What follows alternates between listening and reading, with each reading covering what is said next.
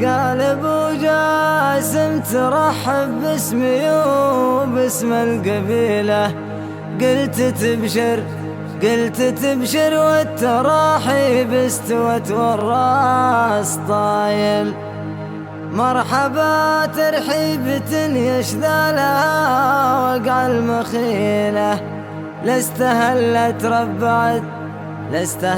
ربعت والبدو عشاقت مخايل.